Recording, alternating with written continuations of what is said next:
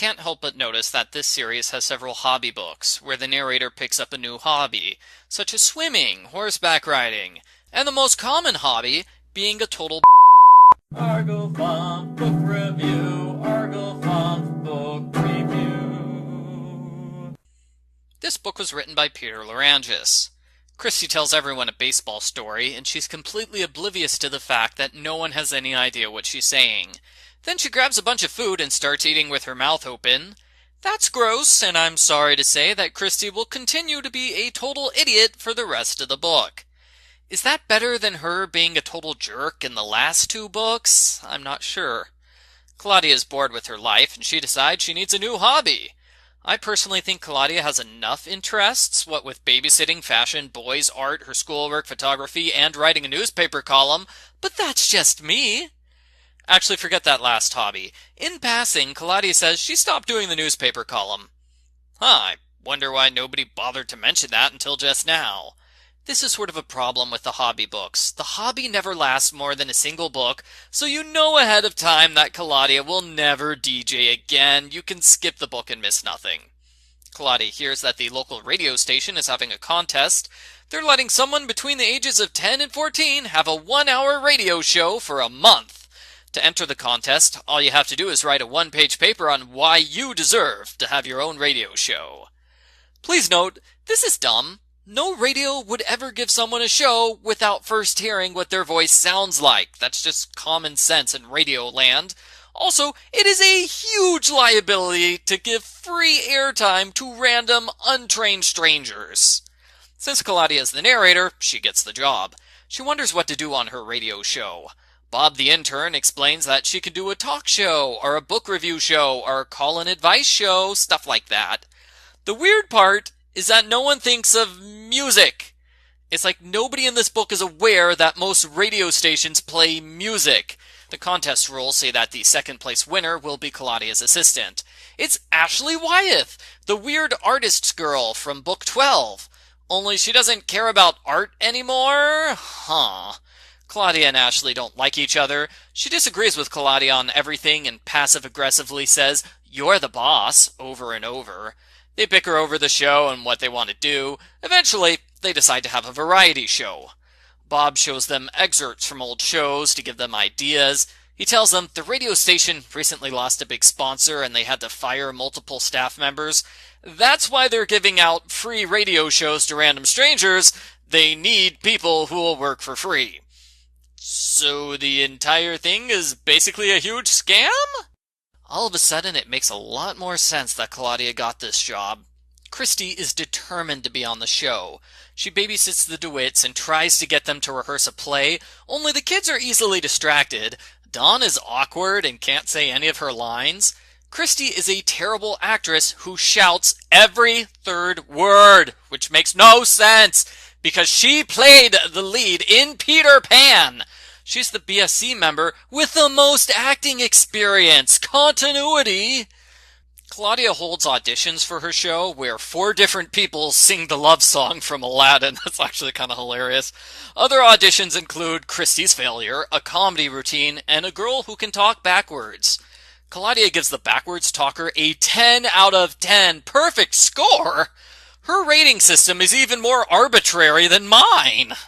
Claudia picks friendship as the theme of her first show, along with 4 acts. She wears a tuxedo while recording because she is classy. The show goes well, and they have a minute left over at the end, so Claudia talks about friendship. I used to have a best friend, too, but not anymore. I really miss her. Anyway, maybe she's listening right now, and if she is, I hope she liked the show. It turns out Stacy is listening to this, but instead of talking to Claudia right away, Stacy waits a month before bringing it up. Come on, Stacy, stop being a terrible friend. Bob talks more about the station going bankrupt. Claudia says they shouldn't keep it a secret. They should write an editorial in the newspaper so loyal listeners can donate money and save the radio station. Bob says he'll try, but he doesn't think it's gonna work. A guest is hurt right before a show, so they're forced to do call-ins as a last-minute replacement. Claudia gives out advice, just like her newspaper column. In fact, it's exactly like her newspaper column. They directly repeat the story of a boy who's upset over his parents' divorce, so Claudia recommends him to a therapist. Kristy auditions with the Pike Kids, and she fails again. She forces the Arnold twins to help her. They come up with a game show about kids' books and reading, which ends up being a huge success. Even though the Arnold twins did most of the work, Claudia lets Kristy take all the credit, because that way, Kristy will stop bothering her. The Babysitter's Club! The best friends you'll ever have. Claudia's final show has another call-in segment. The last phone call is from the mother of the boy who needed a therapist. She is so grateful to Claudia that she gives the radio station a huge amount of money. Enough to keep it running for half a year. Wow. I think they should offer Claudia a permanent job because she saved the radio station. Stacy calls and says she heard the friendship episode. She was really moved by what Claudia said. Stacy now realizes it's important to have people in her life, and she wants to be friends with Claudia again. Sometime later, not today. What? What's wrong with you, Stacy? You called to apologize and wimp out halfway through? Ah! The end. Post-book follow-up.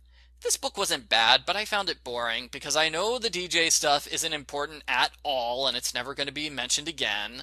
When I compare it to the newspaper book, there is no comparison. That book was interesting and had a lot of storylines going on. This book is just planning a show, then recording the show, and repeat that several times. The subplot is Kristy being a total idiot, which could have been hilarious, but just made me feel bad for Kristy.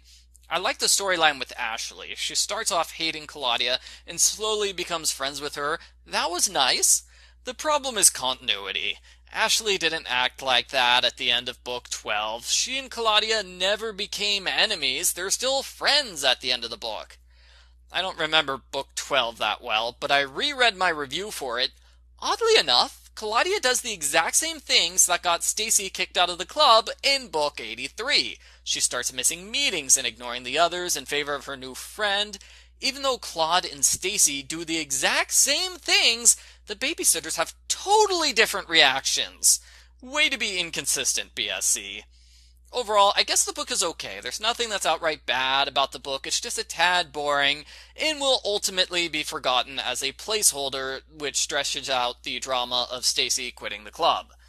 I give Babysitter's Club number 85, Claudia Kishi, live from WTSO, a 2 out of 10.